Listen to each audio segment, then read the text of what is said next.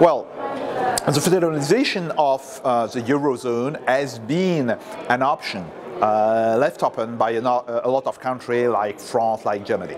The problem is, if you want to make a true federation, you need to have a true federal budget. And this budget is to be around 8 to 10% of GDP. What is much more important than the budget is the fact that you will need to have a transfer flow from the richest countries, which are, becoming like the richest region of a federal country, and the poorest country. The problem is, when you are trying to make the computation of what will be the amount of transfer needed, you're ending up with a kind of amount of between 200 and 300 billions of euros a year. And I have to remember you that right now the net amount of transfer in the EU, not the Eurozone, in the EU is only 41 billion of euros. So we have the necessity to create a huge federal budget, a huge budget system to try to make this federalization working. That's the first point.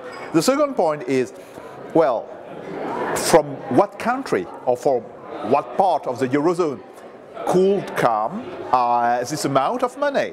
And it's absolutely obvious that this amount of money is to come, well, at least for 80% of its share from Germany, because Germany is right now the richest country on the block.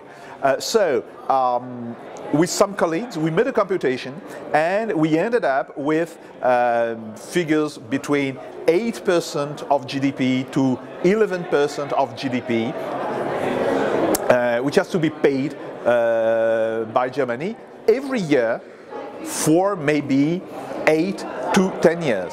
And now you are understanding that the problem is not that the Germans didn't want the federalization. Actually, they just could not assume this kind of burden. And I think that other countries from the Eurozone have not to ask Germany to make this level of contribution, because that will destroy completely the economy of Germany.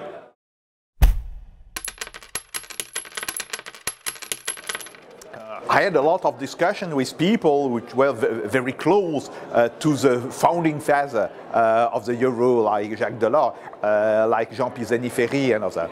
And what they said by 1997, 1998 was that, well, of course, the euro would imply a kind of social union, a kind of fiscal union, and of course internal transfer flow between the countries.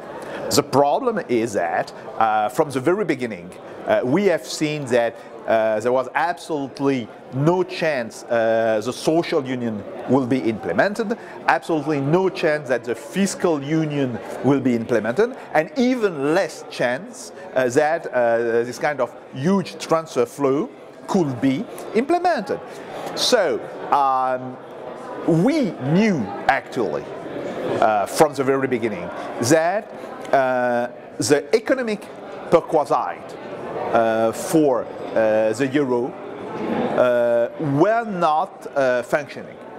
So we have to understand why in the end still we had the euro, and I believe personally that the euro was much more a political project than an economic project. The main argument in the euro was to create this situation of loose federation between some European countries, and the more important, to discipline labor, to destroy the social service and the social infrastructure in a lot of countries.